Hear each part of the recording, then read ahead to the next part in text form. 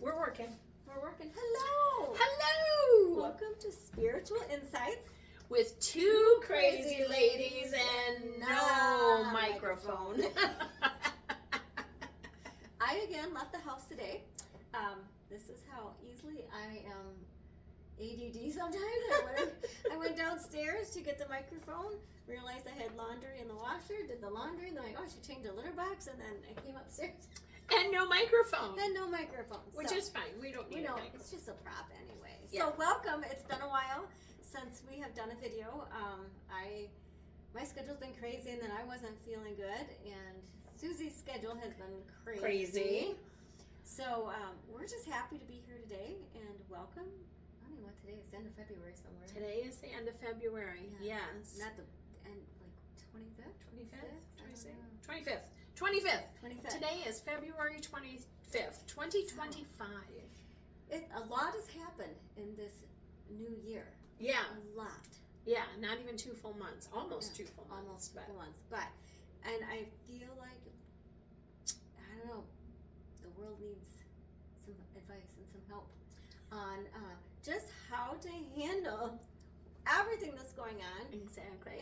And mainly, how to set some healthy boundaries for yourself. Oh, yeah. So we're going to talk about boundaries today because in this current environment, this current energy, you could be dealing with a lot of stress and anxiety from family and friends and people off the street you don't even know because you might not have healthy boundaries set. So we're going to talk about healthy boundaries. And especially if you get addicted to social media and you get out there and that's all you watch, it could just take you down a rabbit hole so fast. Oh, and we have to remember we can only control what we can control. Right. And one of the things we can control is what we see on our social media. We can put the phone down. Did you know that you can silence somebody or mute them for 30 days? Yeah. I've done that a lot lately because I don't want to hear the bickering anymore. Mm-hmm. I do that with my groups. I belong to so many groups and I just silent them. And so then I see a little notification that there's things in that group if I want to go look at them. I'm like, I just don't. I don't want to see all that stuff. I want to stay positive and I want to stay focused. I want to focus on me and everyone else around me. And so we're going to talk about, if you're watching or when you watch this. When you watch this. Yes, when you watch this because it's we will someday. We're going to do it live. Yeah. Grab a piece of paper and a pen or pencil or a notebook or whatever because we have some questions that we want to ask you. We want you to really think about them. We'll also put them in the description as well. Mm-hmm. Where the references are where we got the information today about having some healthy boundaries in your life. So exactly. So we're going to ask you some questions to see if we can figure out where you might need to work on setting up some healthy boundaries. So if any of these questions gives you a little heartburn, for lack of a better word, this is something that you need to set a boundary on. All right, you want to go or you want to ask some questions? All right, I'll start. Let's ask some questions. Are you ready? What relationships are bringing me stress and anxiety? Now, this could be a face-to-face relationship. This could be a social media relationship. So what relationships are bringing you stress and anxiety? And when we talk about that, we're not just talking about a romantic relationship. No. We're talking friends, family, like you said, social media, people, just whatever. Think about in your day-to-day life, what is causing that? And write it down. Because I could think of things right away. Oh yeah, me too. So this is definitely one where I have set some boundaries. Yeah, like you said, you're already doing that. Yeah, just on social media for sure. This is one for me, social media. Yeah. All right. Am I attempting to control someone's emotions, thoughts, or behavior? We see it a lot right now, especially with the social media. We do see that a lot with social media from both sides, I think. Both sides. So everyone's trying to get their opinion out there. Right. And you know what? The only opinion that matters is your own opinion. Yeah. It doesn't matter what other people's opinions are about the situation. It only matters what your opinion is. So Bobby and I have been friends for a long time, and we know that we have differences of opinion, but we respect each other enough to agree to disagree when those things come up. And we still have great love and respect for each other because we've set those boundaries between us. Yeah. And I'll tell you, that doesn't always happen. People come and go from our lives. We've all had it happen. I've had it happen recently. And if people can't agree to disagree respectfully and respect that other person, then that's that. I read a really cool poem that I'm actually going to be putting out on my Facebook feed from Julia Roberts about that person's time in your life is done, and you have to respect that and just hold space and wish them a wonderful journey ahead. And that is okay sometimes. Exactly. So again, we only can control our own emotions, our own thoughts, and our own behavior, not other people's. Yeah. All right. Do you feel mistreated or taken advantage of? This is for all of you beautiful people out there that can't say no. Hey, could you make cookies for the bake sale on Friday? I know it's only 2 days away, but you're so good at making cupcakes. Could you make cupcakes or cookies or something? Nobody makes them as good as you do. Exactly. Exactly. Well, guess what? That's a form of manipulation, and you are being taken advantage of. Yeah. Even if they say it with love in their tone of voice, doesn't mean it's right, and you have a right to say no. Remember when in the corporate world, what was the favorite saying?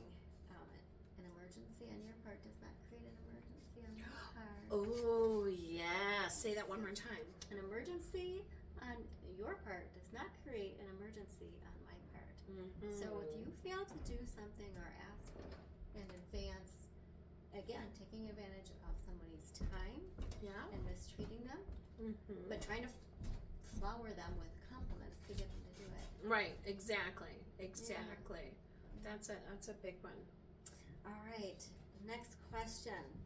Does the value I feel from others change based on how well I fulfill their requests or obligations? So it really goes back to the previous question. Oh, yeah. So if you politely decline, which we talk about that in here, you're allowed to say no in a nice way. Yeah. So if you decline, does that change how they perceive you? Or how they treat you. Yeah. Or how they talk to you. And it goes back to having different opinions about things, right? Like we say we respect each other, but you find so many times that people end up treating others differently because they don't think the same way they do. Right. Exactly. Yeah. So if I ask Bobby if she wants to do something or if she can do something and she says no, I'm going to respect that she said no, and I'm going to treat her the same way I always treat her. I'm not going to change how I treat her because I love her. Perfect example.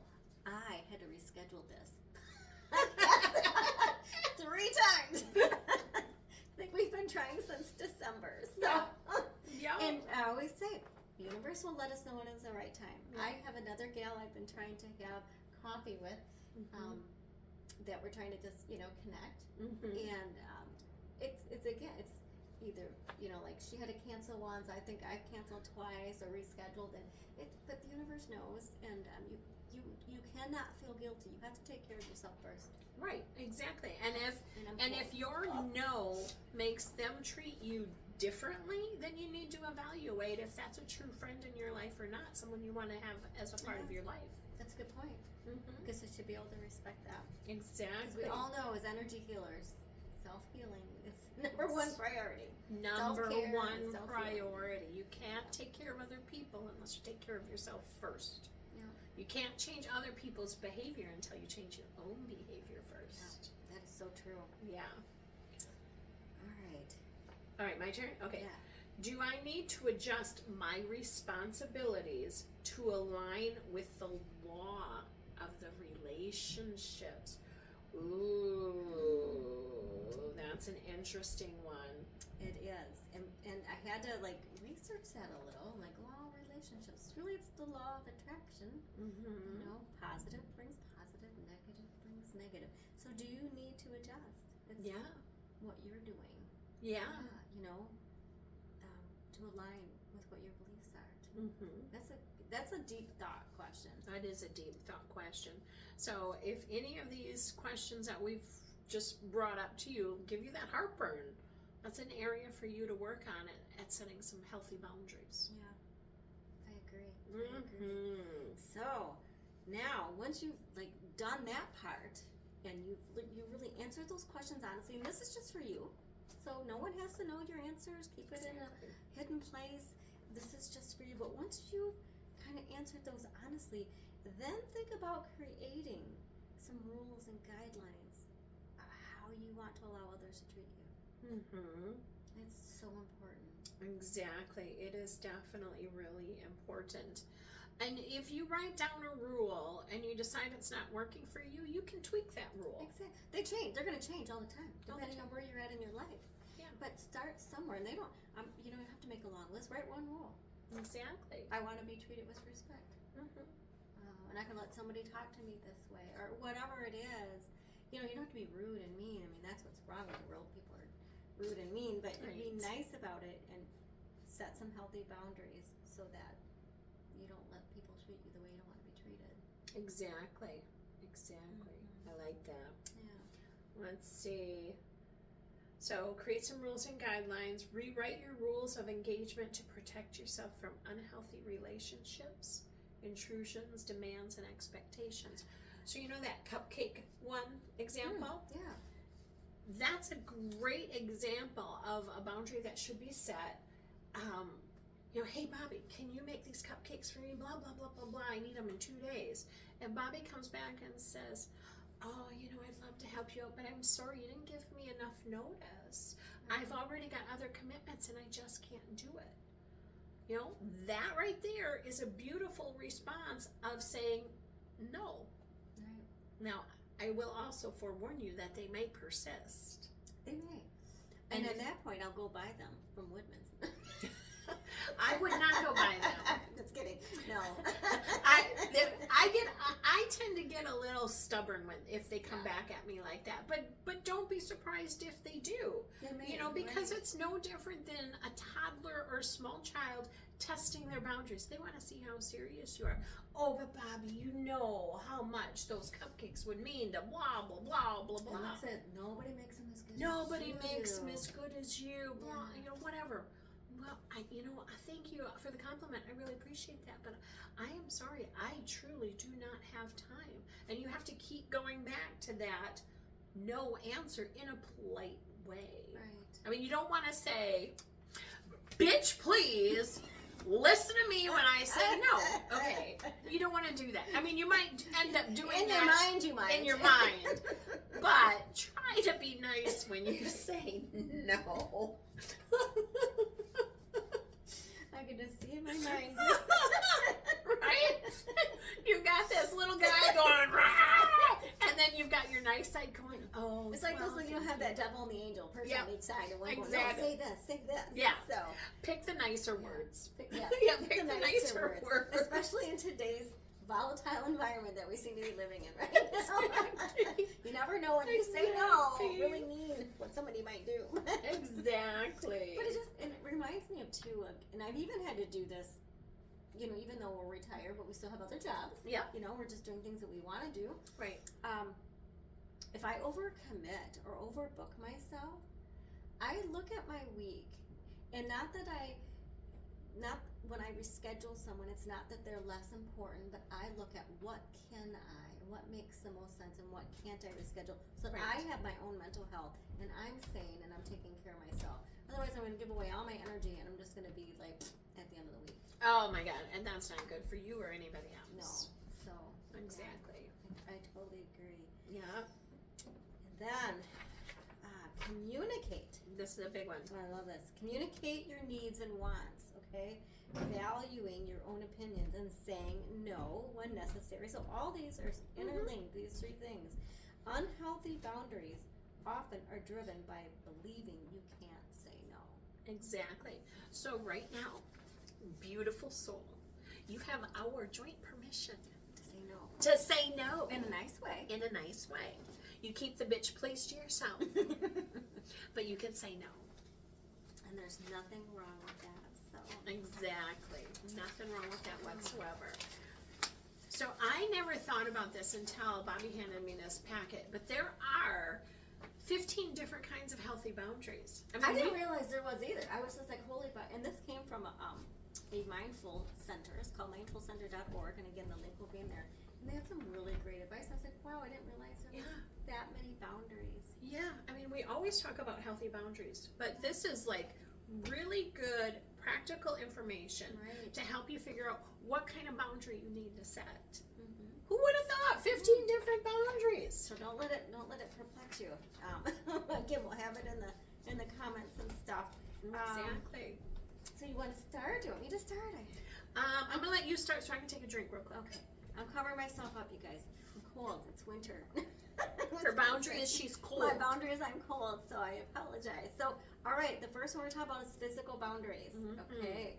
So this refers to the guidelines we establish to protect our physical space, right, and our bodies.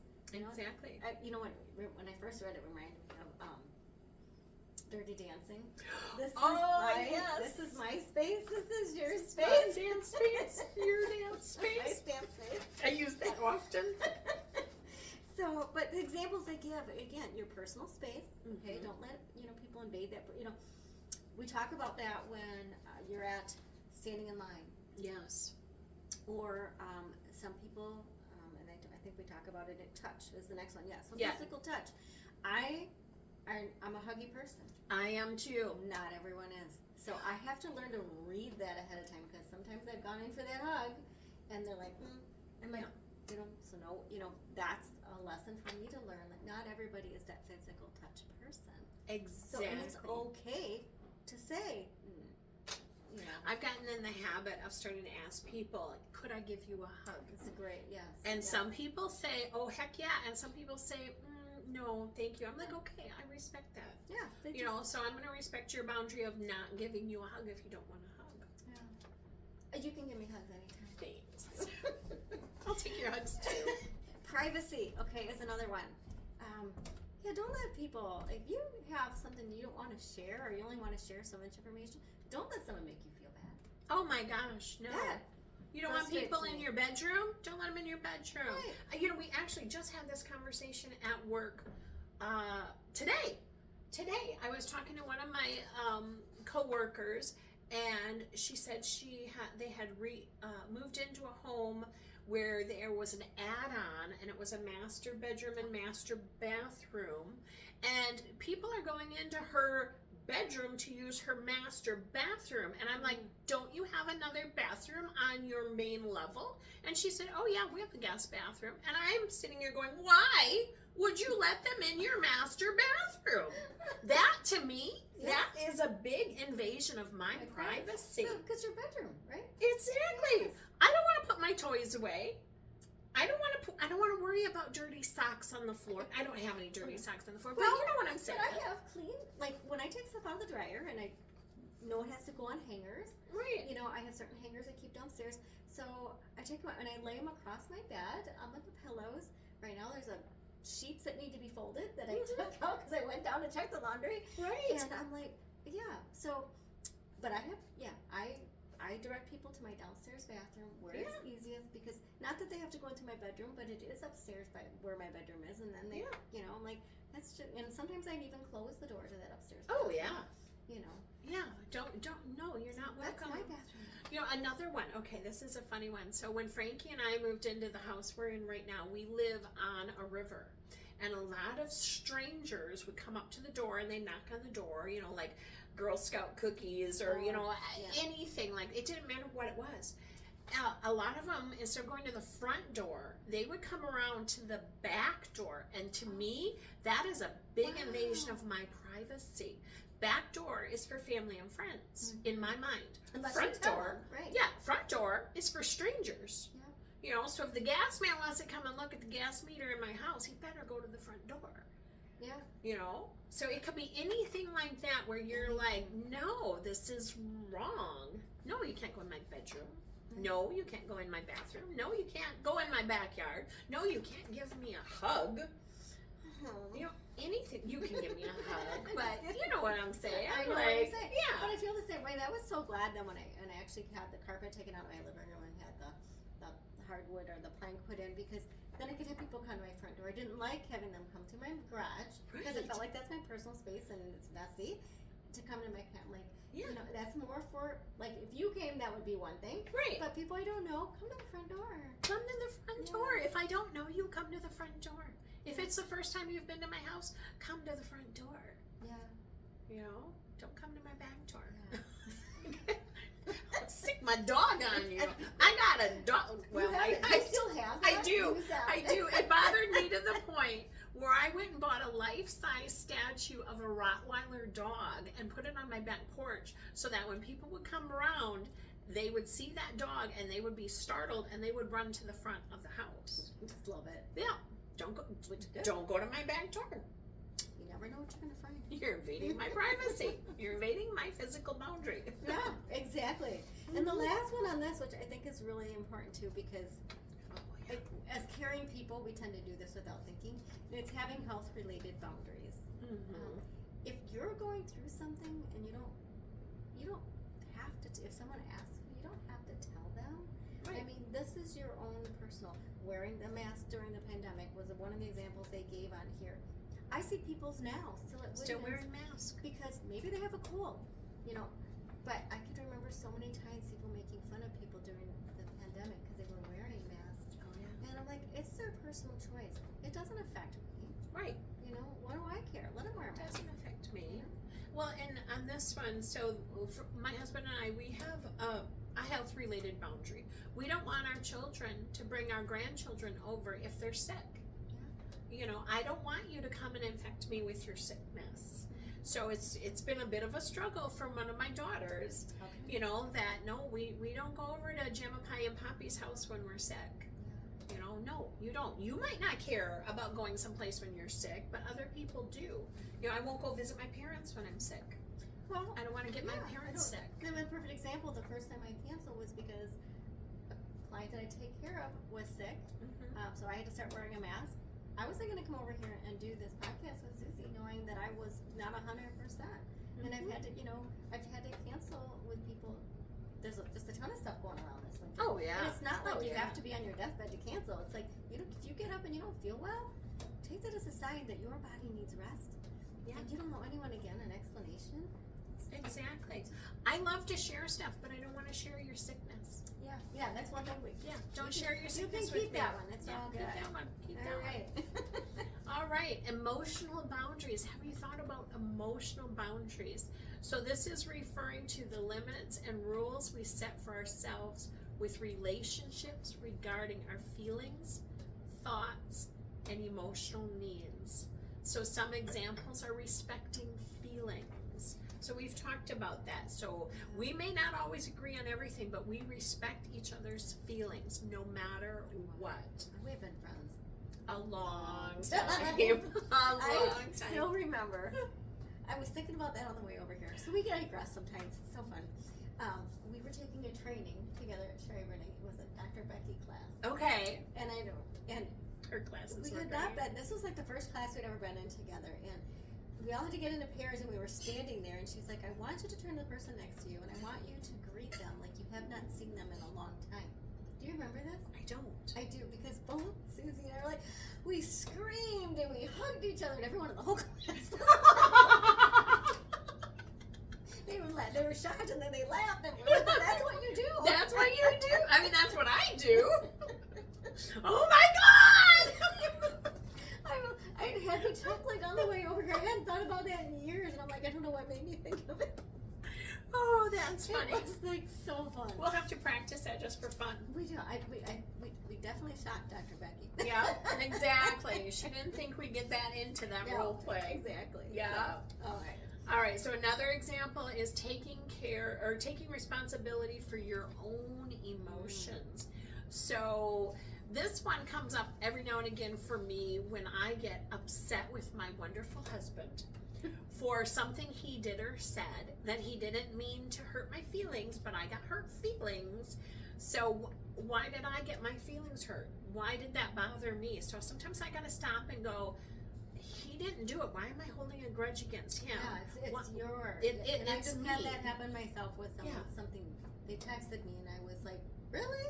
Because it totally. They're like, well, we didn't mean it that. Or this person was like, I didn't mean it that way. And I'm like, yeah, but it came across that way. But I had to really go. This is my issue, not Yeah. theirs. This is my issue. Yeah, yeah, exactly. So think about that. Think about those times where you get upset because somebody said something or did something and they apologized to you, or maybe even they didn't apologize to you, but they didn't mean it to come off that way. Right. And you're still all bent out of shape about it. Well, okay, Life's too short for that. let's take responsibility for our own emotions. Yeah. Okay. And how about this one? Not taking responsibility for other people's emotions. This is huge. This is huge. Because people will try to make you feel guilty. Yes. And they will try to have you, like, hold you accountable. And, you can say, I'm sorry you're feeling that way, but don't let it bring you down. I know. It kind of goes with this one up here. in a They way. go hand in hand. Yeah, Yeah. because if Frankie says something that hurts my feelings and I get all bent out of shape and he doesn't have to take responsibility for my emotions. Exactly. He shouldn't have to. I mean, he does. Right. Because he's your husband. Because he's my husband, but he doesn't have to. So this is something, especially couples that are devoted together. I mean, you could really be going both way on that one. You really could. Yeah. And then this goes with friendships too. Oh yeah. If someone is upset for something that you don't remember doing or you didn't agree on, and you've apologized, the rest is on them. Yeah. That's their lesson then. Yeah. I mean, you've learned your lesson there, but then they have a lesson to learn. You think about parents and children. So Yeah. my children, when they were little, if I told them to do something and they got all cranky on me, I would make sure that I wasn't taking responsibility for their emotions because they were angry with me. I always used to say, I'm sorry you're upset with me. I have big shoulders. It's okay for you to be mad at me, but this is the way it is. Yep. Because you're the parent, right? Because I'm the parent in that instance. And you're trying to teach them valuable lessons. Exactly. And they'll get it when they get older. Yeah, they totally get it when they get older. Exactly. And then last one on here is guarding personal information. So we kind of alluded to this a little bit in personal space. Yeah. But this is, your thoughts and your emotions. You don't have to share what you're thinking. You don't have to share what you're feeling. You don't have to share anything if you don't want to. Yeah. You can share as much or as little as you want to. And, Exactly. and you're going to sometimes divulge more to one friend than maybe another, just depending on your relationship with them. And that's okay too.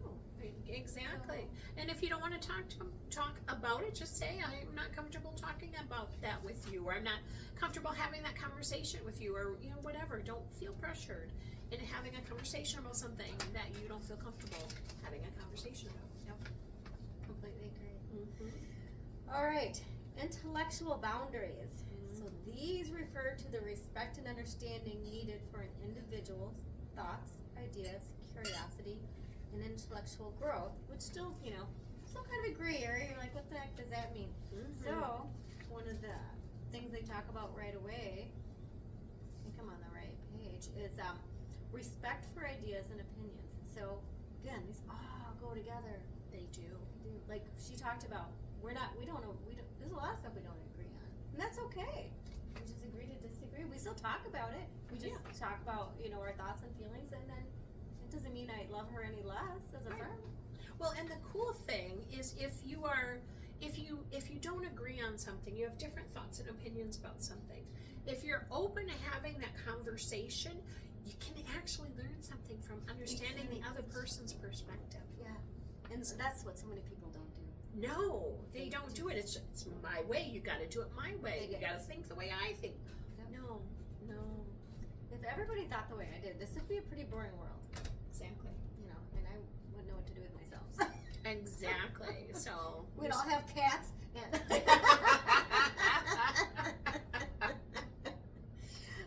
Also, this talks about the right to change your mind. I love that one. I have on more than one occasion had an open conversation with somebody, and they have shared with me things that have made me change my mind. Because you make your mind up, or you form an opinion or thought based on the information you have at that time. Right. But then when someone else shares more information with you, or the truth, kind of reveals itself, it's okay to change your mind. Mm-hmm. And that old saying, a woman is always changing her mind. Well, everybody does it. Right? Exactly. Well, We're just better at it. We're really good, and we admit it. Yeah. I change my mind all the time. All the time. All the time. And it's okay. Don't let people make you feel guilty for that. You have freedom to express curiosity and ask questions. There is nothing wrong with asking questions for further clarification about a situation so that you understand. And I always tell myself and other people, there's 3 sides to everything. Oh my gosh. There's your side, there's my side, and then there's actually what happened, which we're never going to probably know. Exactly. So ask questions. And it's okay. Some people get upset when you ask questions because they think you're grilling them or interrogating them. No, you're just trying to understand. Right. And maybe it's the approach that you use. So I'm working at a high school in the area right now, and we have some students that practice a different religion than the religions that I grew up with. And I honestly don't know what religion or culture that it is. They wear the, what is it called? The scarves over the heads. Oh. The girl and The white. I know what you're talking about. Yeah. I don't know what. Kind of like. Do they have the dot in the middle? No, Okay. no, but kind of But like they're what fully you would. covered. Yeah, they're fully covered. They're fully Okay. covered. Their face is exposed, but they have headdress and Okay. and Yep, I know what you're dress. saying. Yeah, I hope that makes sense to you. And I remember asking them right around Thanksgiving time. I asked them, "Could I ask you a cultural question?" And they're like, "Sure." I said, "Do you celebrate Thanksgiving? Because Thanksgiving is coming up." And they're like, "No, we don't celebrate it." And I went, "Oh, okay. Well, thank you for answering my question." But I approached it in a way that I wanted to understand a little bit more about their culture or their religion. I really don't know if it was cultural or religious or if it was what it was, but that's how I asked it anyway. And we all should be, the USA is a melting pot. We are. I mean, I know there's a lot going on. We're not going to get into politics stuff with, immigrants or anything like that, but we are a melting pot. And if you really break it down, there's nobody that's, we're all from different heritages, right? I'm a purebred American mutt. See, yeah, there you go. So it's just learning to, like saying, embrace someone else's culture. Ask those polite questions to find Exactly. out more. Yeah. Yeah. Ask it with respect. Yes. Let's see. Disagreement without personal attacks. I love that one. Because this is a perfect example. I disagree with your viewpoint, but you could say, I want to focus on the topic at hand and not make it personal. How many times when we disagree with someone, we make it personal, get mad at that person? It's just their viewpoint. Exactly. And they're allowed that. That's why we live in America. Yeah. So You respect their viewpoint, they will respect your viewpoint. It's all about healthy boundaries and treating each other with mutual respect. And then the last one is just take some time to think and reflect.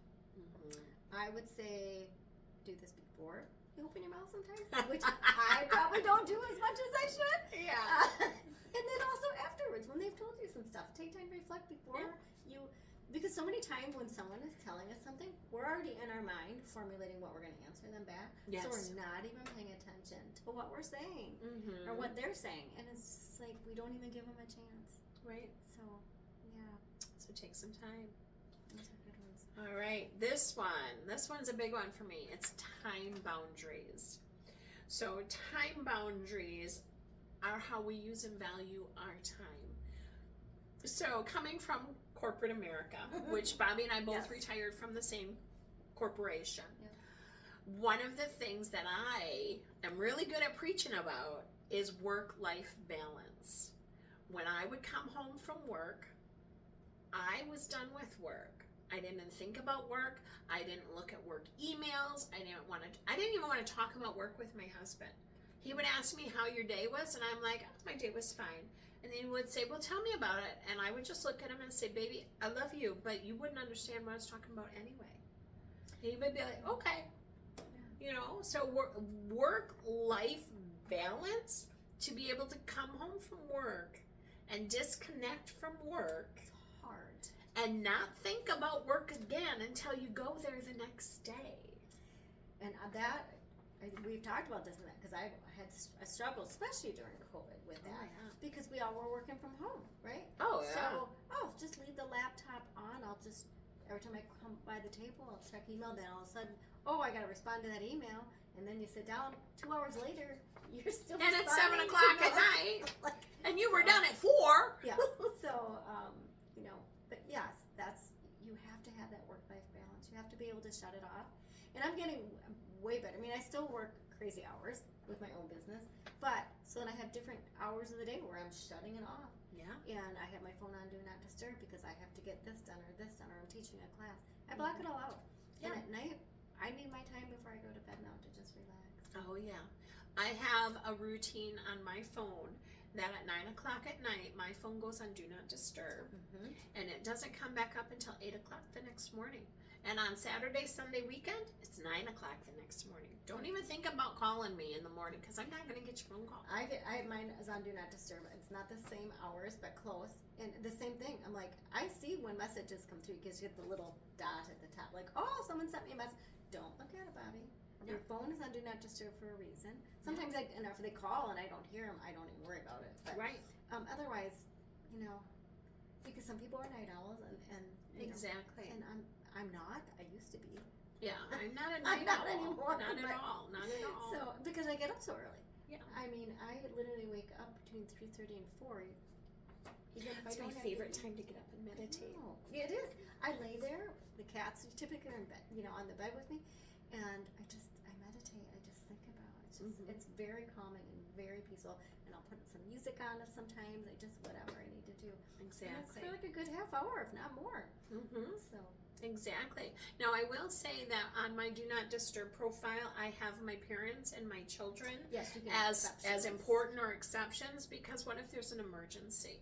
Yes. But they all know I'm not answering my phone after that time anyway, so they wouldn't call me unless it was an emergency. Yeah, then you would know. So. Yeah.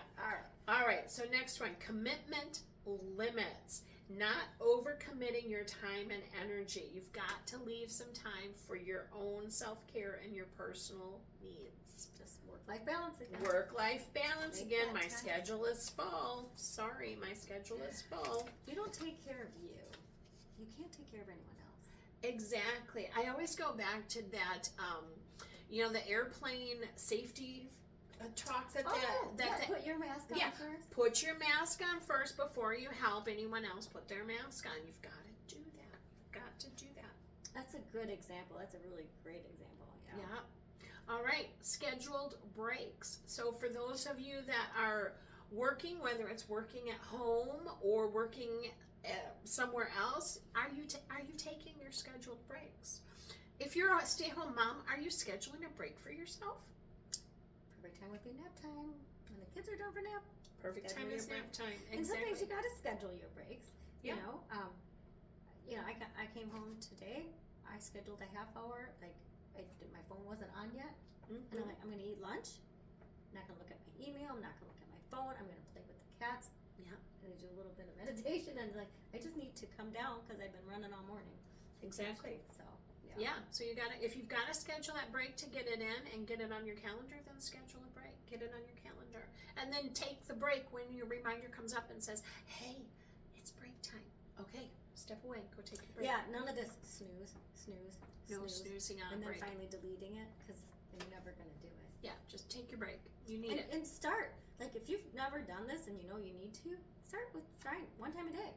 Yeah, 5 minutes. You will be amazed at the difference that it makes when you come back. Mm-hmm. Yeah, Definitely. All right, this is a big one for anyone that works and has to deal with meetings. Timely meetings. This used to drive me crazy in our corporate world. Me too. Because you would schedule a meeting, and the meeting might be scheduled to start at 1, but at 1:05 or 1:10, it still hasn't started yet.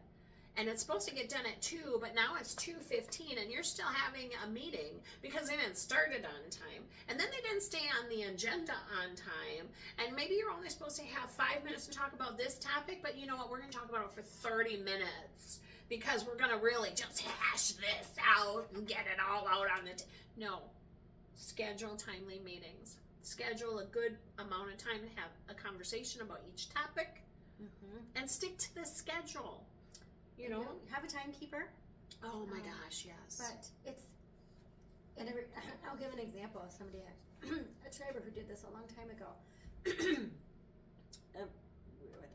were having offsite meetings, and the meeting was supposed to end at 5 or 5:30. I don't remember when. And this was a pretty high up person. They put on their coat, they stood up, and there was like a room full of people, and started heading out. And someone's like, "Where are you going? We're not done."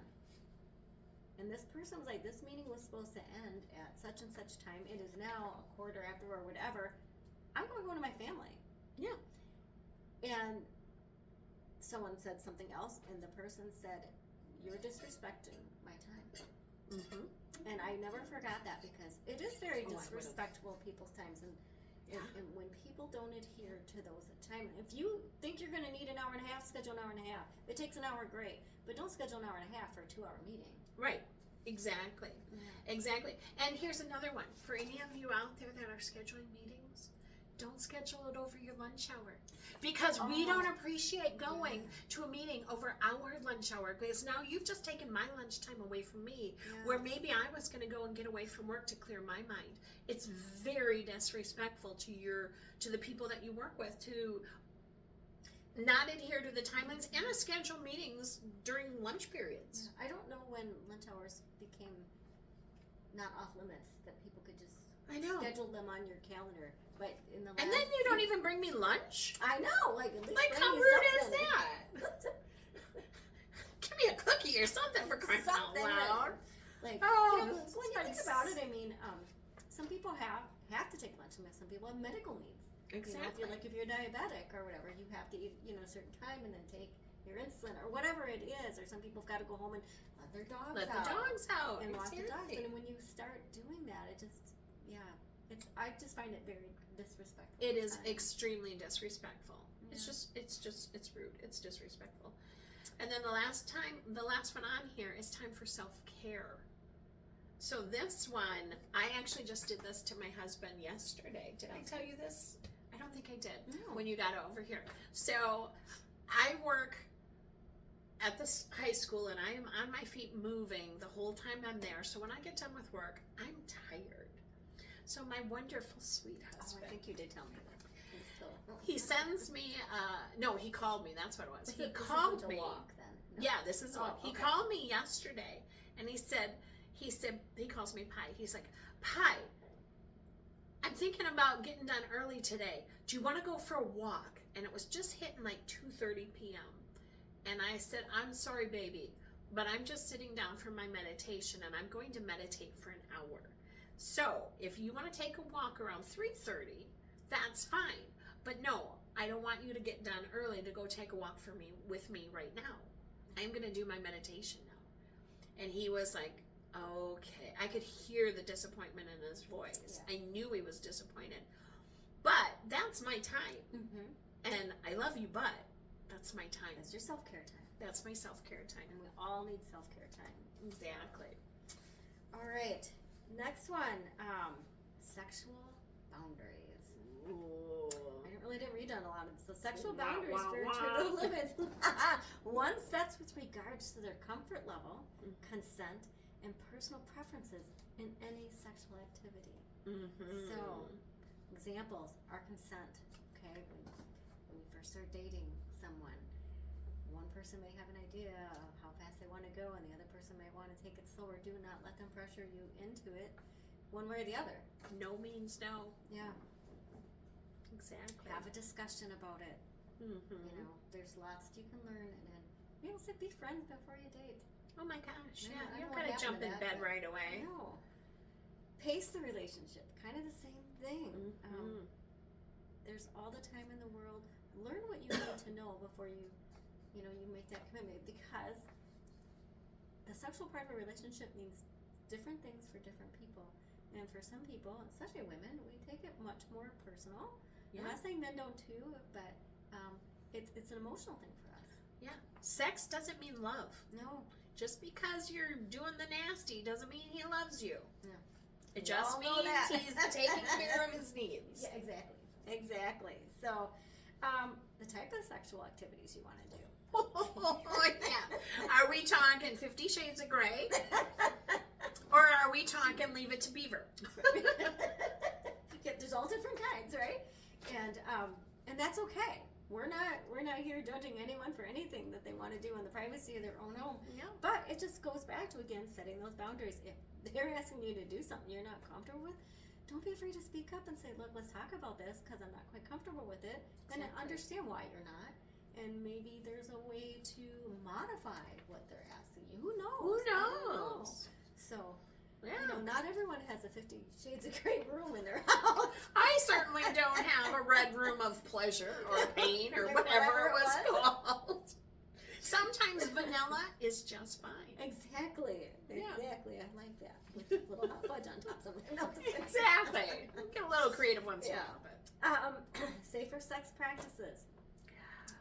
I think, I don't know, as younger people, it's one of those like things that you're more embarrassed to bring up maybe or talk about, but sometimes there's older adults too. But I'll tell you what, it's especially important to have those conversations to understand. And I've had friends that have said they've asked their person if they're going to consider having sexual relations to go in and have a physical. Oh yeah. And make sure they don't have anything. Because sometimes you can have something and not know it. Exactly. And that's just being protective of yourself, and it's setting those healthy boundaries and saying, look, I'm interested in you enough that I want to take this relationship to the next level, but let's do this in a safe way. Yeah, exactly. Frankie and I had those conversations before we became intimate. Let's have a conversation to figure out. Let's make sure we're both clean, Right. Disease free before we enter into a relationship. And then there's always the pregnancy aspect too. Right. Right. So what are you going to use for birth control? Are you going to use a condom? Are you going to use birth control pill? What do you use? Let's have these conversations. Right, and just don't assume the other person's taking care of it. No, don't assume that at all. Yeah. No, okay, now the image that comes to mind is Airplane, when the comedy Airplane, Okay. where they put themselves in full body rubbers.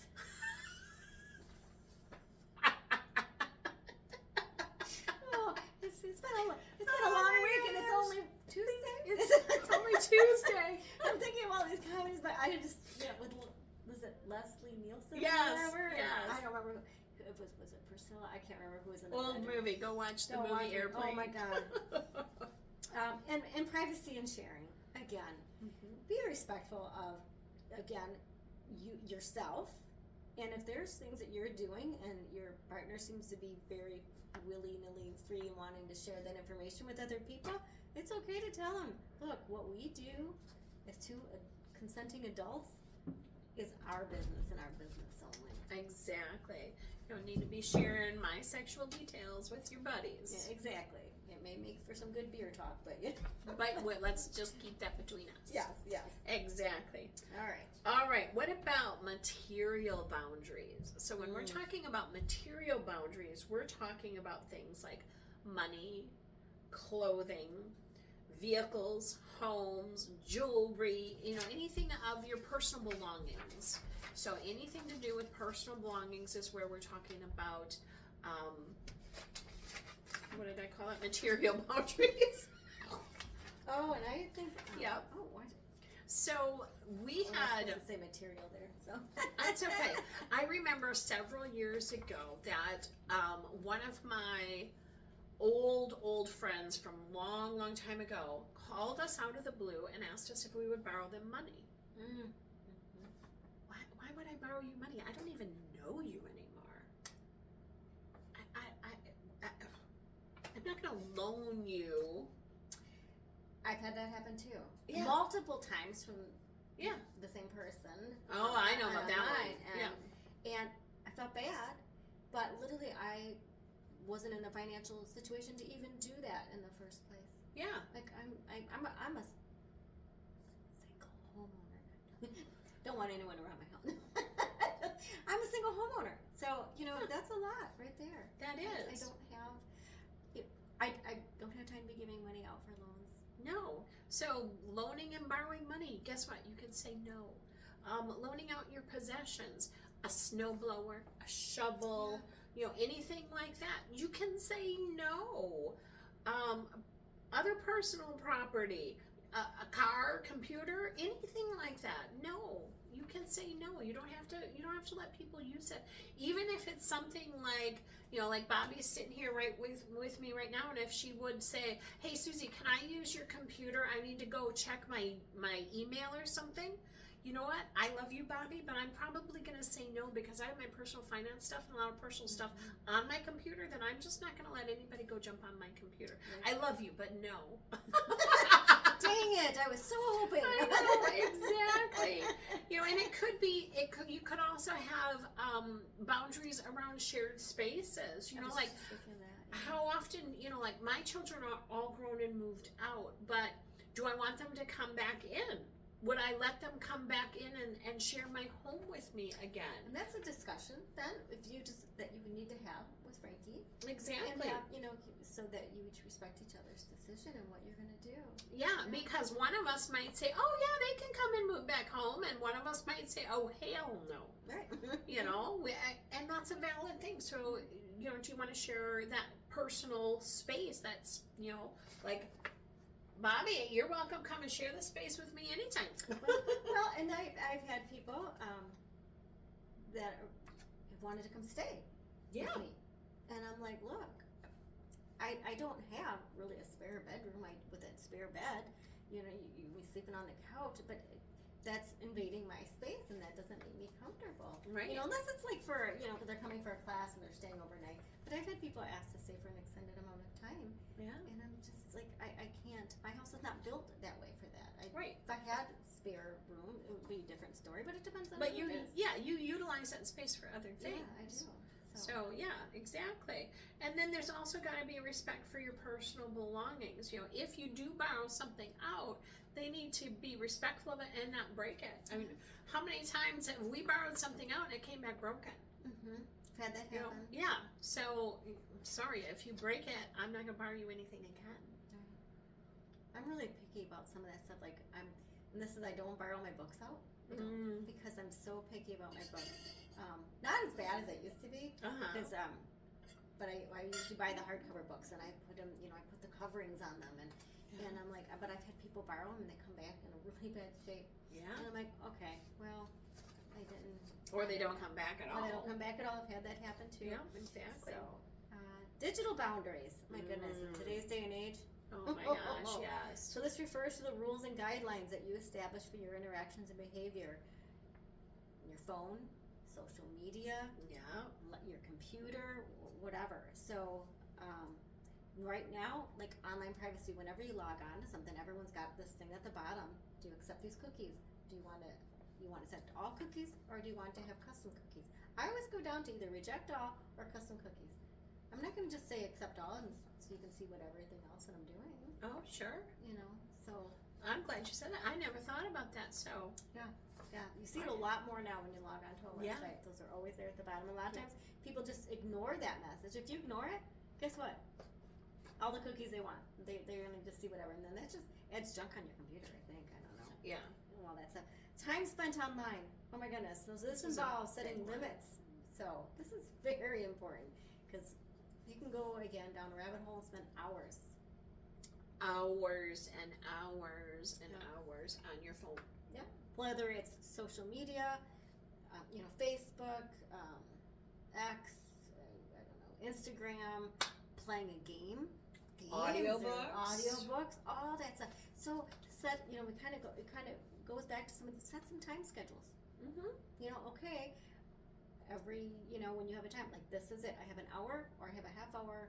I do that because I have a favorite game I love to play. Okay, Bobby, you can play one game, or you have a half hour. If you don't win that game within that half hour, you're done. Yeah. So. Yeah. And I do something similar with audiobooks. I love listening to audiobooks. So right now with our schedule, I usually have about an hour in the morning where Frankie's gone and I can listen to Audible. So if he comes home during that time frame, I'm like, you're on my time. Because you weren't supposed to be home right now. So, but I will usually ask him, are you okay if I continue to listen to my Audible? Yeah. And then when it comes to evening time, sometimes I listen to it a little bit, but when it hits like dinner time to make dinner, Audible goes off and, no more for that day. No matter how much I wanted to hear that next part. I know. I do Audible more in the summer because I do it when I'm mowing the lawn. Oh, sure. I love that then. But I can't tell how many times I'll be like mowing the lawn and be like, dang it, I totally zoned out and I gotta stop and go back. I totally went over what they were saying. Yeah, exactly. Work-related communication, for those of you that are still in the corporate world or not wherever you're working, honestly, you don't always have to respond immediately, and don't be checking work-life balance. You don't need to be checking emails if it's after work hours and you're not getting paid for it. Don't do it. Or you have to have that time. You have to have that time to unwind mentally. You gotta have time to let that stress go and just relax. Yeah. Well, and think about this. So if you start a new job and your hours are 8 to 5, Monday through Friday. Let's just use business hours. So 8 to 5, Monday through Friday. But your boss sends you an email at 6 o'clock on a Saturday night, and you answer that email and you respond. Now you've just set a precedence that says, I'm available nights and weekends. So she's going to do it, or he's going to do it again and again and again. But if you ignore that email until 8 o'clock on Monday morning, and you look at it at 8 o'clock on Monday morning, now you've just set that precedence that I do not look at work email during off hours. And if your boss were to come and say something to you, you have the right to say, I'm sorry, but that was on my personal time. And unless it's an emergency and I'm being compensated for it, you're going to have to wait for normal business hours. We realize there are people who are on call, who have their phones with them. And that's different. That is different. This is when it's on your own time.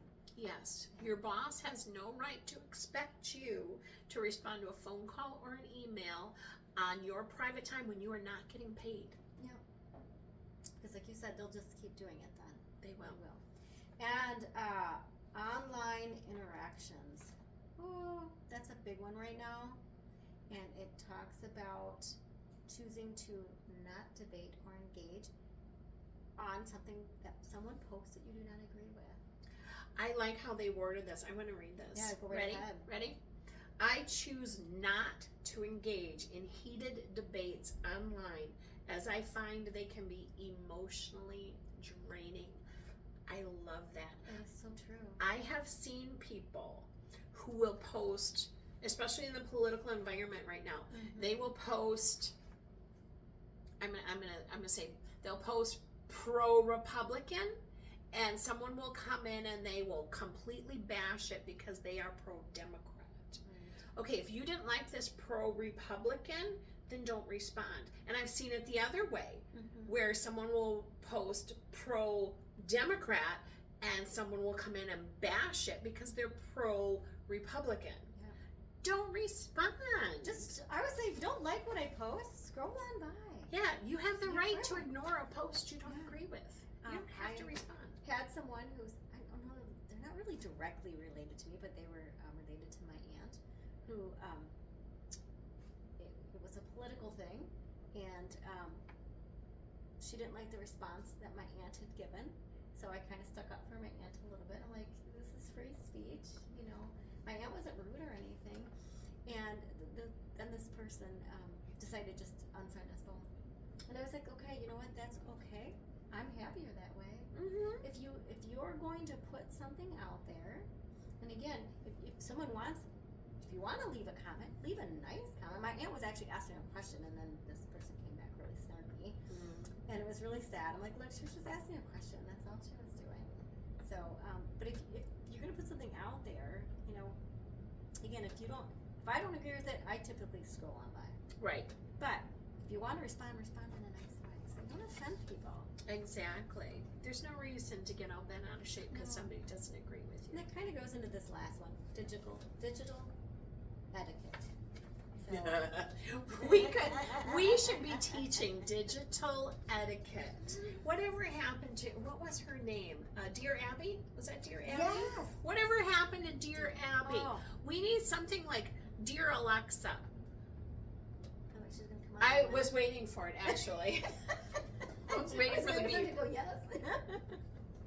You know, dear Alexa, somebody who can teach digital etiquette. Because I'll tell you, we do not respect people online. I feel like people feel they're hidden behind that online, so they can just blast someone. Yeah, and it's just terrible. It's like, what happened to being able to debate responsibly, I guess, or nicely, and have a good conversation, but that does not really exist. There are actually, I don't know if I want to call them classes or what I want to call them, coaching sessions maybe, where they're offering young people an opportunity to learn how to interact with other people off social media. Yeah, because they don't know how. They don't know how. That just blows my mind. Well, if you go to the store, I just today coming home from teaching my class, I can't tell how many people I saw driving and their phone is right here. I see that in the school. Yeah. The kids are walking through the hallway holding their phone, and they've got the headphones on. Oh my God, we would have And the never earbuds. been allowed to have Oh. headphones and earbuds No. or a phone. And I'm like, okay, if I stop right here, are you going to walk right into me? They're glued. They It's like are- we are glued 24/7, and I say we as a collective because Yeah. we all are way on our phones way more than we should We be. are, or yes, even we before. are. So Do you remember the good old days? I'm going to age myself. The good old days of the 70s and the 80s when we could go outside and play, and nobody had a phone to videotape anything that we did. that was great, right? If you weren't home to answer the phone call, you didn't have to go into work, right? right? I mean, you weren't connected the way we are now. You can't go. And everyone expects, and I say everyone as a collective, As a again, collective, instantaneous responses. yes. I'm sorry, if I'm teaching class and I have my phone on Do Not Disturb or I'm doing something, I don't care if you send me a text message. I don't need to respond. I can't respond right away. And I will respond when I get to it. That phone is for my use. Yeah. So I'm going to use it the way I want to use it. And So if I don't don't let have, don't let them make you feel guilty about, well, I texted you 5 hours ago. Well, guess what? I was teaching class for 4, then I had to drive home. I know that I have a message on my phone that came through before noon today. I haven't looked at it yet. Yeah. But I haven't had time. Right. Haven't had time. So you have to get ready for me. I had to get ready for Bobby. Exactly. Okay. All right, what's the next one? The next one on here is relationship boundaries. So this is referring to limits and guidelines we set in our interpersonal relationships. So whether it's romantic, platonic, familial, meaning family, or professional. What boundaries are you setting in your relationship? In your relationships? In general. Exactly. In general. So respect for individuality.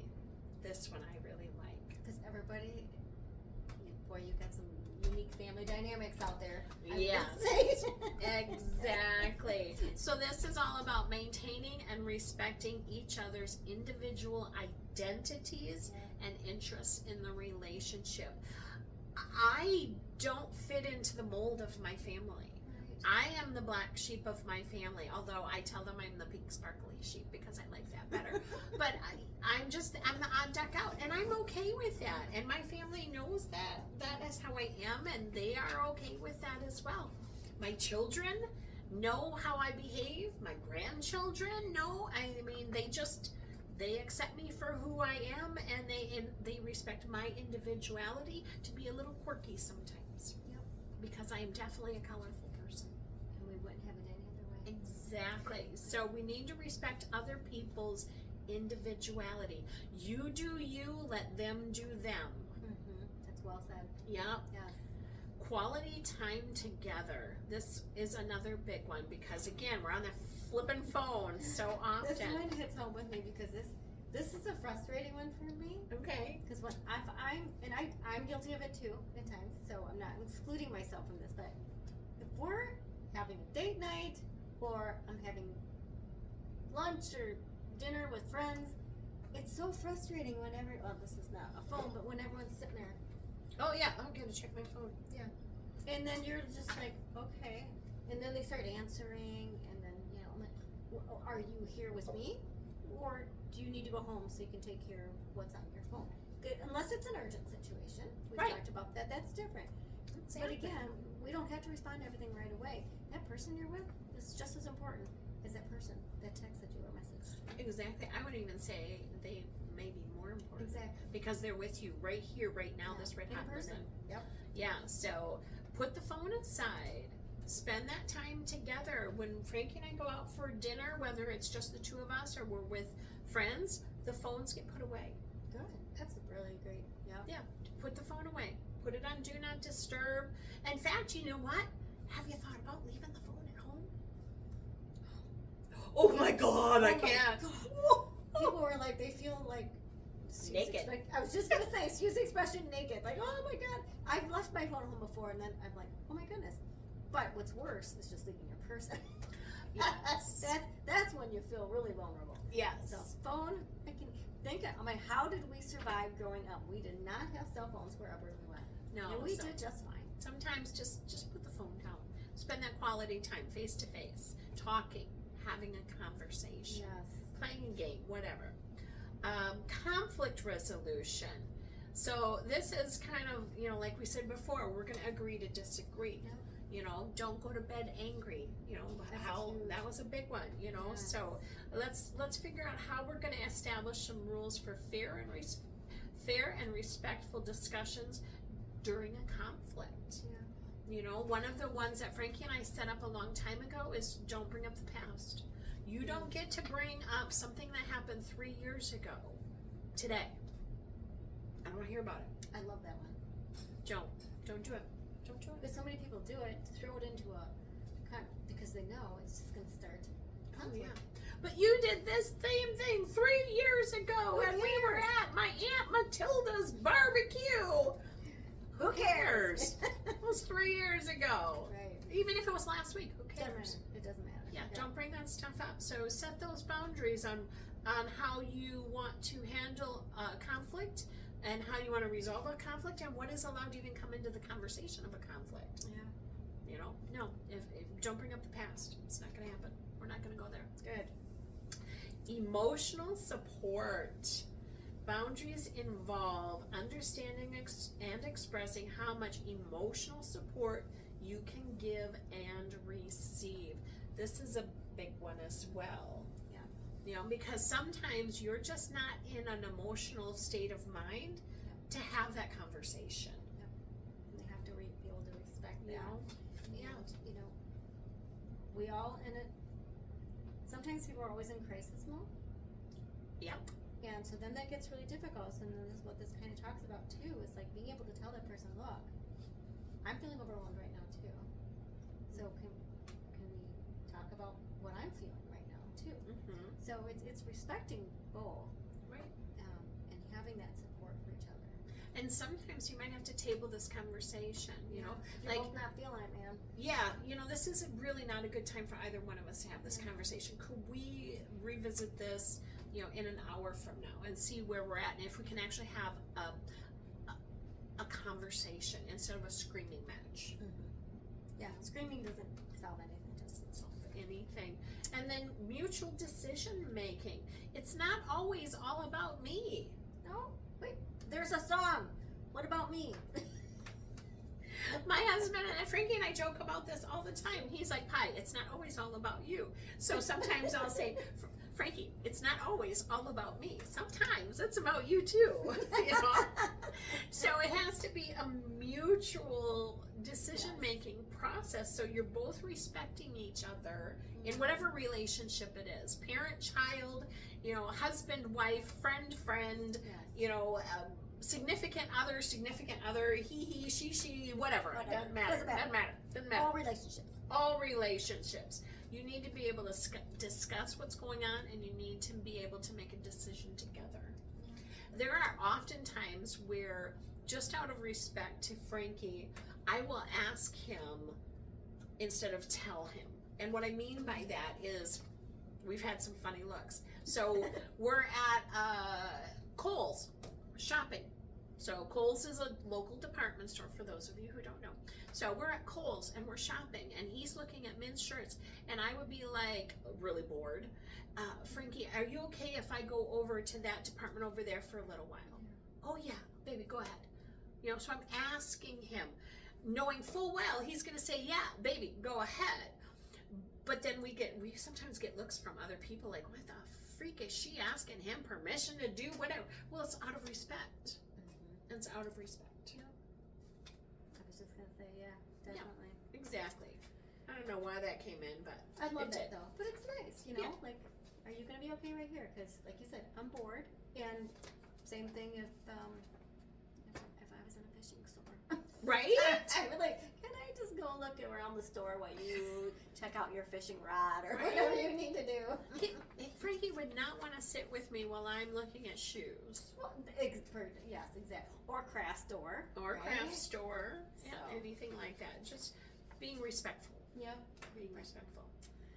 Oh, we're moving on to spiritual boundaries. Love it. This relates to one person's beliefs, religious practices, and their spiritual journey, Yes. and respecting that. So, respect for beliefs, just we have a hard time with that in this country. Yes, we do. We really do. And it is my personal belief that a lot of this comes from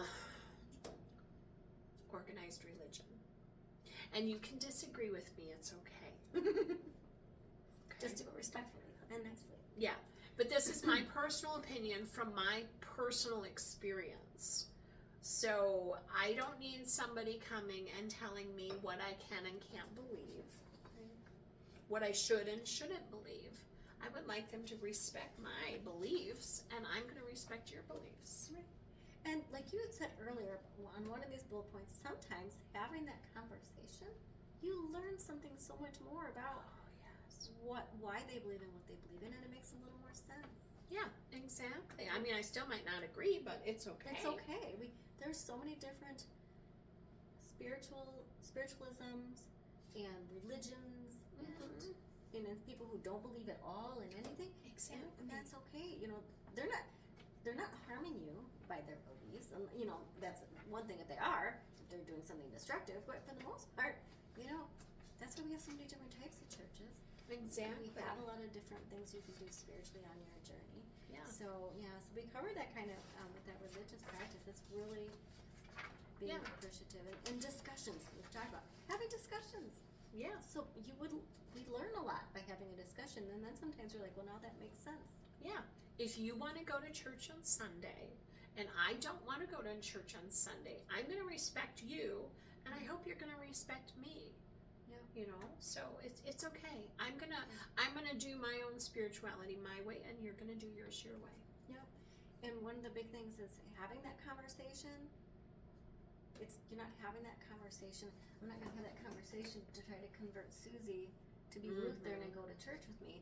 I'm just making that up, but I'm just telling her why I am Lutheran and why maybe I go to this particular church, or why I'm not, and I do spiritual practices and believe in Buddhism. I mean, it doesn't matter. Doesn't matter. It Doesn't matter. Don't try and convert me. Yeah. Don't try and convert me. And then just respecting somebody's spiritual journey. If they're not on the organized religion path, as Susie said, respecting the other path that they are on, because there are a ton of different religions in this whole country, and we have to learn to be more respectful of everyone's beliefs that way. We do. Yeah. We do. You want to go to church, you want to believe in what you believe in, that's fine. God bless you. Yeah. I believe in the church of my cat. The church of my cat. You are my servant, bring me food. Yes, she's the master, and just do what she says. Exactly. Oh my gosh, that's so funny. Oh. All right, so we've got work boundaries here. So we've talked a lot about this already. So your work hours. If your work hours are 8 to 5, then that doesn't mean staying till 5:30. It doesn't mean staying till 6. It doesn't mean coming in at 7:30. If you come in at 7:30 because your boss asked you to, then if it was me, I'm leaving at 4:30. Right. You know, when my hours are done, my hours are done. So you might have to set some boundaries around your work hours, your work schedule. Workload management. Are you already working to the point where you are exhausted? Is your work capacity full? Well, then say so. And then on the other side, are you sitting there bored out of your freaking mind because you don't have enough to do? Well, then ask for some more work. Yeah. You know, so set some boundaries around that. Yeah. Professional relationships. I have rarely made friendships with my leaders, my bosses. Same. Because if they're in a position to have authority over me, I don't necessarily want to be like sharing my personal details and my personal life with them. I want to respect that boundary, that professional relationship. It's a different relationship, a boss to an employee or a leader to an employee versus a coworker to a coworker. And sometimes that happens because maybe you both were at the same level for a while, and then this person gets promoted, you know, or goes for the position and gets it, and now they're your leader. Right. It does change the dynamics of that relationship, and that's okay. It doesn't mean you're still not friends. It just changes some of the dynamics. Right. Well, and then if you think about your relationship with the CEO, that's a different relationship. That's a professional relationship. Yeah. So you want to be more professional in the way you would talk to them, the way they talk to you, and you want to make sure you keep your boundaries on what you share and what you don't share. So that's a big one. But you are allowed to put balloon hats on your head and go up to the executive phone. That was so fun. We did that. Oh my gosh, that was hilarious. This was pre-COVID, wasn't it? Yeah, it was pre-COVID.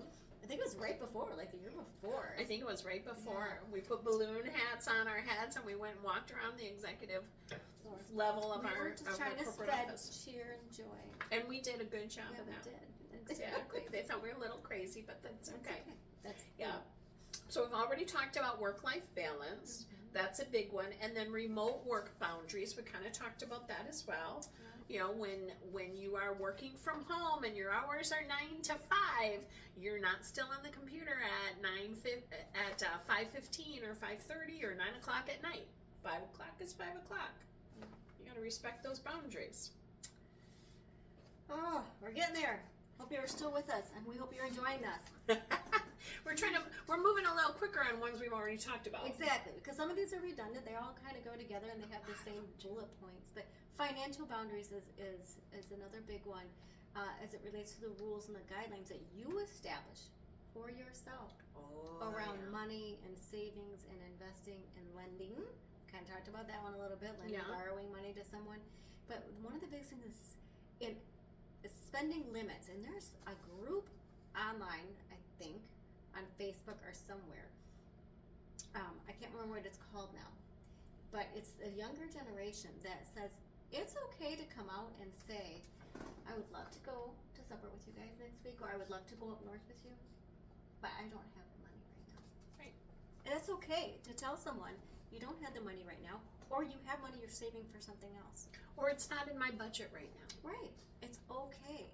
And it's becoming more popular with this younger gen, which I'm glad, because how many times have you gone, oh my gosh, I don't know how I'm going to do this, but you go do it anyway, and then you go like, now what am I going to cut back on the next month? And now you're in debt. Yeah, you know, or so you're eating ramen noodles for a month. That's all you can afford. Exactly. Yeah, you've got to have those those spending limits, you got to be fiscally responsible for yourself. Yep, which leads into the second one, which is financial independence. Because if you don't take care of yourself first and your finances, you're gonna find yourself in debt. I remember being, I moved out when I was 18 or 19, $5,000 in debt on a credit card. No.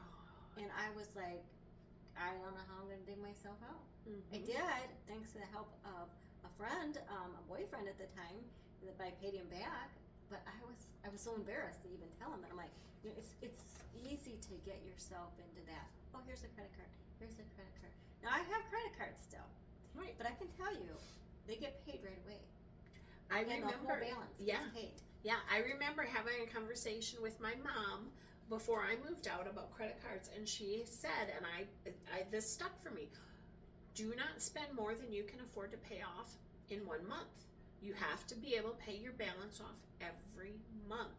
So if you're in the habit of putting something on a credit card and then allowing that to roll and you're only paying the minimums, oh my God, Interest rates are going to kill you.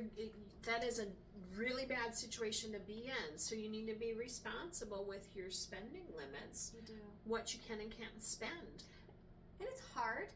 We get it. Trust me, when you have friends, I'm a single homeowner. So my money is very limited to what I can spend versus maybe Susie and Frankie, who with have a dual income. Yeah. So don't be embarrassed. It's okay to say, I can't really do that right now. Yeah.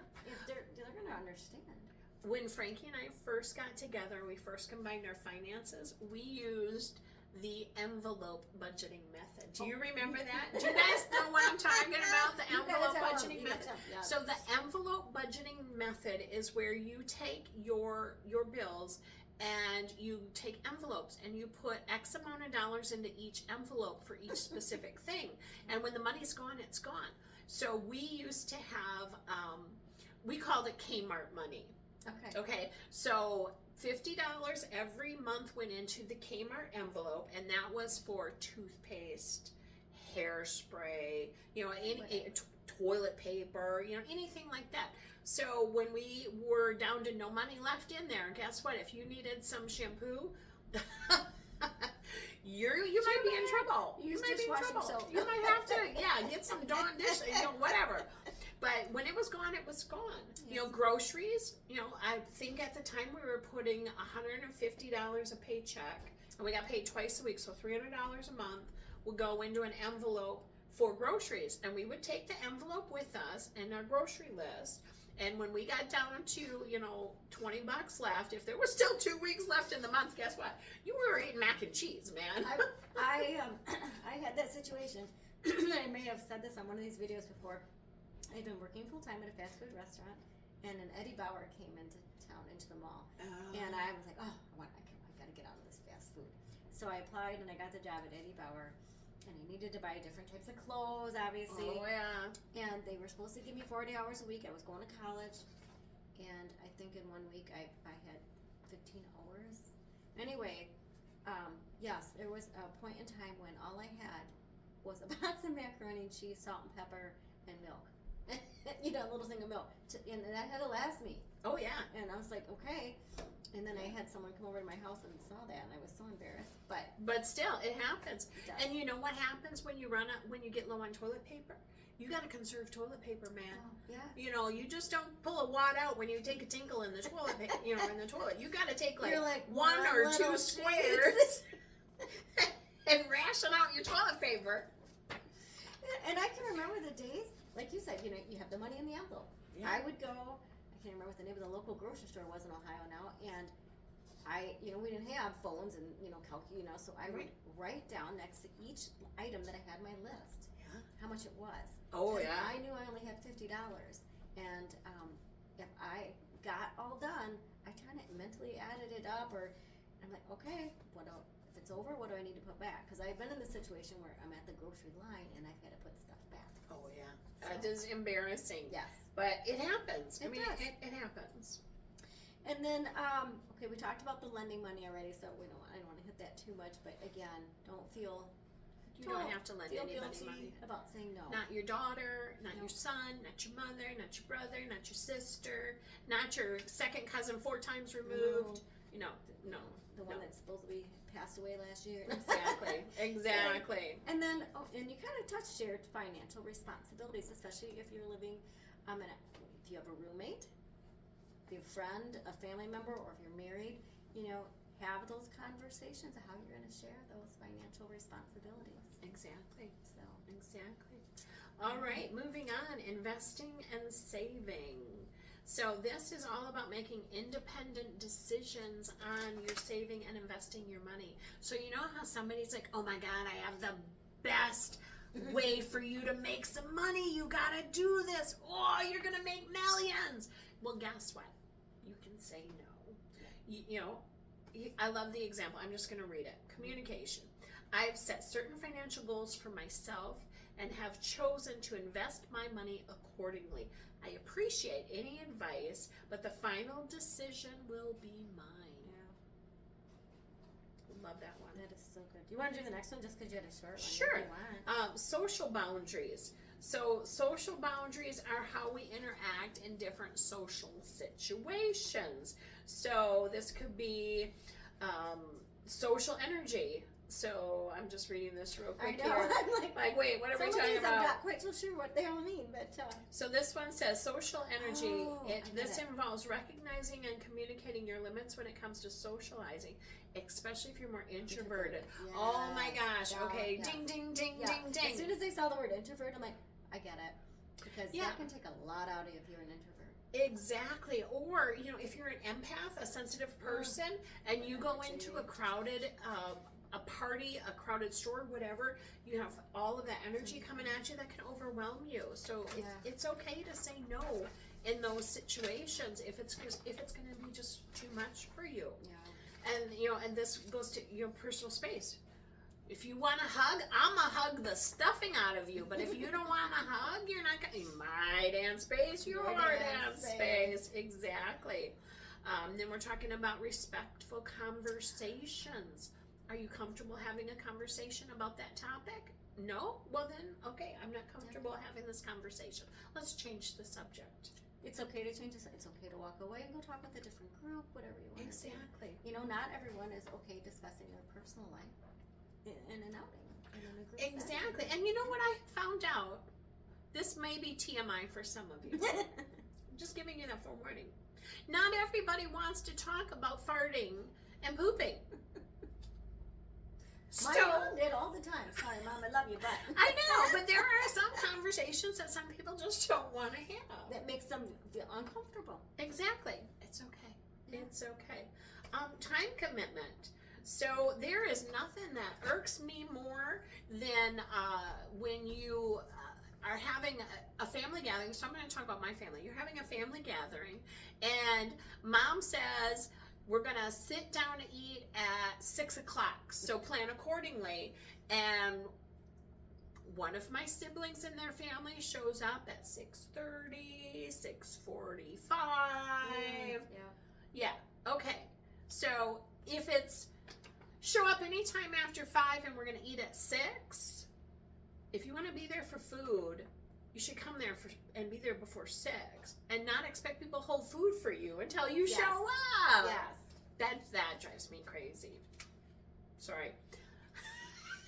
Oh no, we used to have. So I have a stepbrother and his wife, and they live in Ohio. I haven't seen them in years, but when they were younger, and I lived in Ohio, and I was still living at home, we laughed because we said, if we want them to be here on time, we have to tell them the dinner starts an hour earlier than it actually does. Yeah, we do that with my sister. I'm not going to say their last name, but we call it their family last name, like G time. Okay. Yep. So it's because they're always late. late. Always late. And normally it's not a big deal, but if you have, like I said, we're going to sit down to eat dinner at 6 o'clock, then we shouldn't be holding the meal because you didn't get there at 6 o'clock. It's just respecting people's time. It's respecting If you people's can't be times. there on time, well then when you get there, you can eat. The rest are going to start eating. Right. And then the same goes at the end of the evening, so you don't always have to be the last person to leave. Sometimes people are like, I gotta know, leave. exactly. So be mindful and respectful of time and time commitments. And then alcohol consumption. I remember, I don't drink anymore. I haven't had much alcohol in the last, probably, it's 2025, right? So the last 5 years, pretty much. Yeah. I mean, my alcohol consumption has gone almost to nothing. I'm turning into my mother. And that's not a bad thing. No. Love my mother. But I remember, I don't know, maybe 7-8 years ago, we had some family over, and they were drinking, we were drinking, and they were getting quite intoxicated, and it actually made me uncomfortable. Oh, yeah. Because it was getting to that excessive point where it was like, this isn't fun for me to watch you get that intoxicated. Right. I'm not 18 anymore. I'm not 21 anymore. Oh, I just gave my age. I'm not 21 anymore. So I don't need to go have a drunk fest. Mm-mm. So if you're not comfortable with that, that's okay. And don't make people make you feel like you have to drink. I was just gonna say, don't make them pressure you into. Well, everyone else is having a drink. Why are you? Yeah. Oh my gosh. I am. I've got water right here. I've got water right there. I remember having that happen long time ago, but it had to do with was it marijuana? I think it was. It was pot. Somebody was trying to get me, peer pressure, trying to get me to smoke a joint. No. So alcohol. Any I kind will of those tell you, things. if someone's trying to peer pressure into smoking a joint, and you get into a car with them, don't ever sit in the middle of the two people passing it back. Oh, good Lord. Apparently, you know this from personal experience. I do. Oh my And gosh. that was the dumb, way back in the high school days, I was in high school, I'm pretty sure, and stupid to even get in the car, but it was a family member and a close friend. And I was like, no, I don't. And so then they were purposely back and forth right in front of me. Oh, yeah. Oh, you get that contact, buzz, Yeah. and Yeah, I know what my limits are when it comes to, recreational drugs and alcohol. I know what I can and can't handle, and you know what? I'm going to stick with what's best for me. Yeah. That's my boundary. Oh, are we almost there? We got a couple more. Health and wellness. Hey, this worked out good. Health and wellness boundaries. Health and wellness. So, boundaries relate to the guidelines you establish to protect your physical, mental, and emotional health. I say that all the time with my wellness practice. It's all of those. It's not just the physical fitness. It's the emotional, mental, spiritual even. So some examples are exercise and physical activity. So if that's important to you, set aside, again, just like setting aside that time that you're going to meditate or how much time you're going to be on your phone, set aside a time to say, okay, 3 times a week I'm going to start small. Say I'm going to just work out for 10 minutes. Yeah. But don't keep hitting that delay on your phone or, do it. It will make you feel so much better. Exactly. Dietary choices. Okay, goes right. You can work out all you want, but if you're going to eat donuts every day, What? I know. Sorry to tell you that. But and I'm not saying people can't have donuts and you can't have yours. I love my dark chocolate. It's everything in moderation, but eating healthy and have it as a balanced part of your diet. Right. And there are a lot of people that are trying to be gluten-free, or they're on a keto diet, or Mediterranean, whatever. Respect yourself enough to be true to the diet plan that you choose to be on at that time. So whatever your dietary choices, veganism, vegetarian, whatever it is, those are your boundaries. Every time Bobby comes over, I try to make sure there's something that doesn't have meat, because Bobby is a vegetarian. I've been for a long time. Yeah. And it's learning and just respecting someone else's choice. Right. And not making them, again, feel uncomfortable. Like, why are you on a Mediterranean diet? I don't know. Like, that's their body.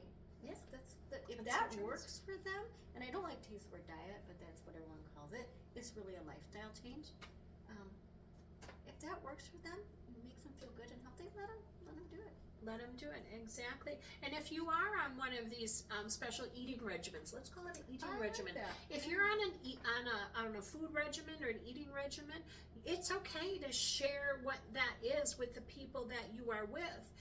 Or you're going to spend time with, so that they know. So if I know I'm going out to dinner with a couple and the wife has got gluten issues, I'm going to be more cognizant, more aware of the restaurant choice that I make. Yeah. I'm not going to say, hey, let's go to Noodles and Company. Right, exactly. You know, maybe I say, hey, let's go to Texas Roadhouse. They should have some options for you there that are gluten free. Or is this a restaurant choice you can go to? You know, if you can't go to someplace, tell people you can't go there. Yeah. I was at Woodman's. This is a huge local grocery store. Probably like the week before New Year's. And I was in the frozen section aisle where all the vegetarian and plant-based options are. And these three guys had this small cart, and they had their little grocery list, and I could hear them talking, and they're planning some New Year's thing. And they're grabbing from the vegetarian, like the veggie burgers and this and that, and then the one guy says something, and I was like, no, she won't eat that. She's real strict on that diet, real strict. Like, I've never seen that. It was so respectful. So the guys were sweet. like trying to make sure that they got everything that would appease to everyone that was going to be there. That's awesome. And I wanted to say something, but it was like you didn't want to intrude on their space. Right. So, but I just thought, like, wow, you don't really see that very often, because sometimes I'll get people, like, well, you're welcome to come over. This is what we're having. You could probably eat the potatoes if you want. Mm-hmm. Okay, yeah, thanks for letting me know at least ahead of time, so I know that if I want to bring something, I hope you won't be offended if I bring something. Yeah, that I can exactly. eat. So Exactly. rest and relaxation. Okay, that could be an all-day topic. We're talking about self-care.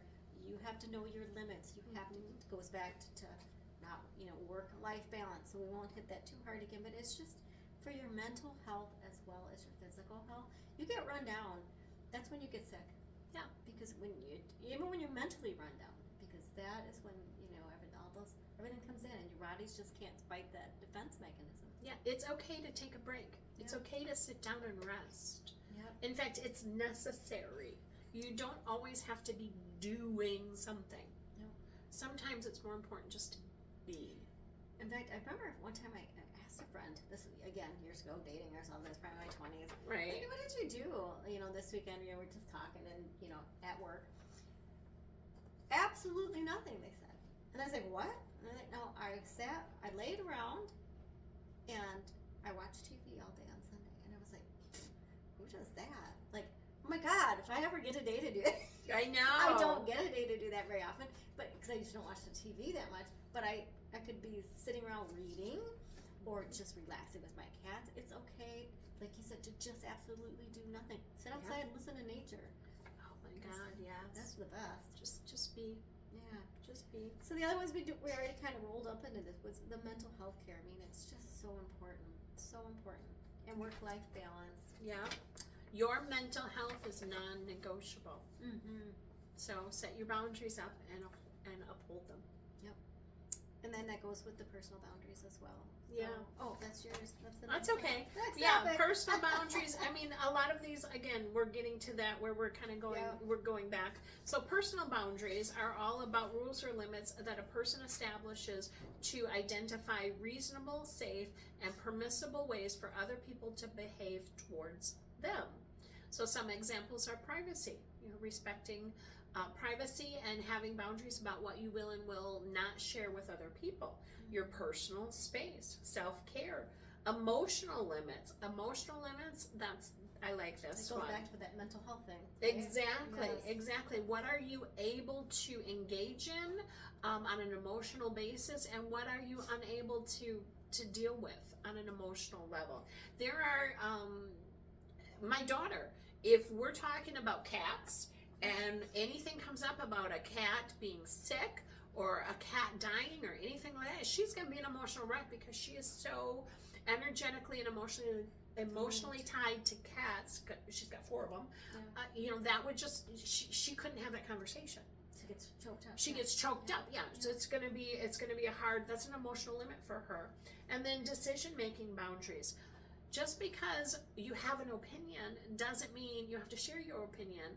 And just because somebody shares their opinion with you doesn't mean you have to actually follow what they say or do what they say. That's their opinion. Right.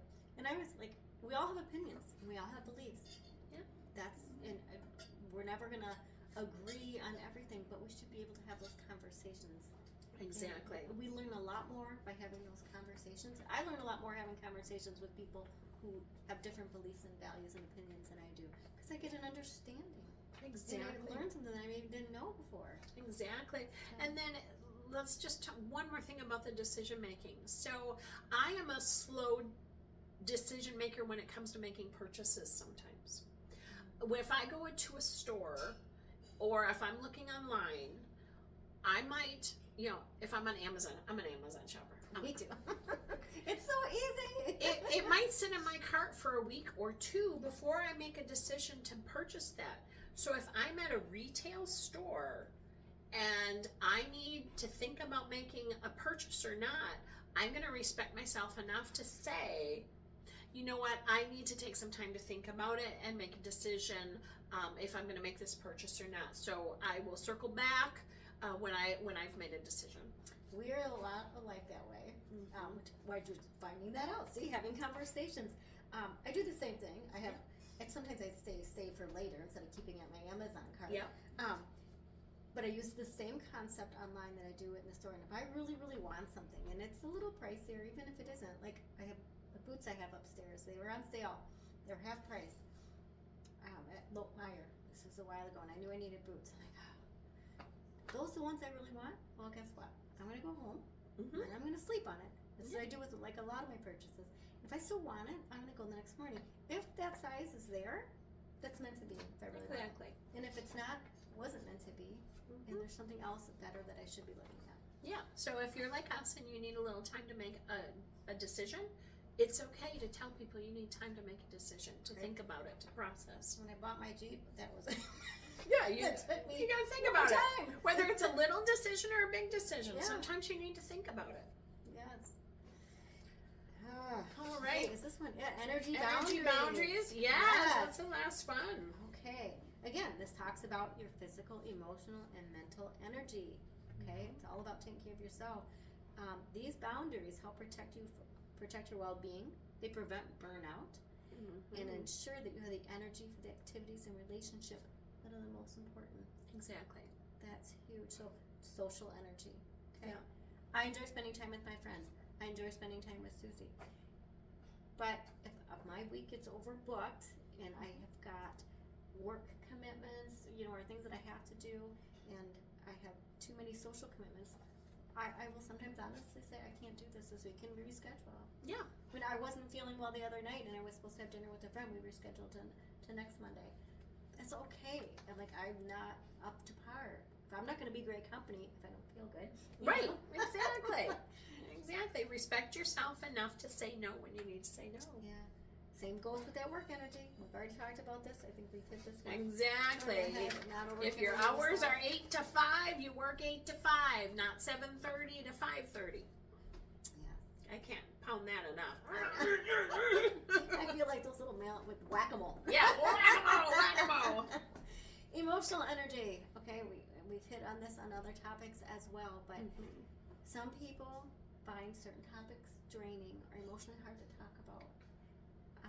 You don't have to talk about them. If someone asks you a question and it's too private or personal and you don't feel like answering it, don't feel like you have to answer it. Yeah, you just politely say, I prefer not to talk about that. Yeah, exactly. And if they push you, then just reinforce that you're not going to have that conversation. I love how they say this. Could we focus on more positive or neutral topics? Oh, I like that. Yeah. I like that one a lot. Physical energy. Okay. Again, self-care, setting aside that time of the day to rest and exercise, eat right, however that is for you, whatever works for you, find that balance. My eating right might consist of a donut and a pint of ice cream, and Bobby's might consist of a vegetable platter and some vegan cheese. Never know, right? You never know. You never know.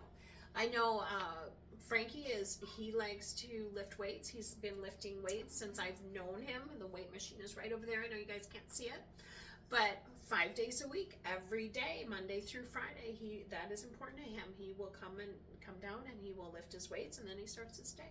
And me, I just turn on a little bit of Denise Austin on YouTube. Get my little 10-minute workout in. There you go. And I'm just walking around school right now. Oh, and then we've talked about the mental energy as well. Again, just try to limit the number of decisions and tasks that you tackle in a single day if you're feeling mentally exhausted, because that just overwhelms you even more. Oh my gosh, yeah. So one of the things for me is that I always have a to-do list, right? And I make it out like for weeks in advance. And I've learned through trial and error what works for me is that if I get too much on that list, and I know obviously I cannot get all that done in one day, and then I get frustrated and I get mentally overwhelmed, and guess what? I don't do any of it sometimes, and some of it really needed to get done. Like there was a star beside pay bills, cause and I didn't do any of it because I didn't want to look at the list. So now I've started like I can only have so many things on that to-do list. Yeah. And then I keep having to put the other things out farther and farther. You have to prioritize what really needs to get done that day. Now, not everyone has to-do lists. Some people put them on their phone. I'm old-fashioned, paper, pencil. We have a to-do list. It's a project list because I've always got another project done. So it's like remodel the master bedroom, remodel the master bathroom. But we've prioritized it. Like this is priority number 1, number 2, number 3. And sometimes the priorities change. Yeah.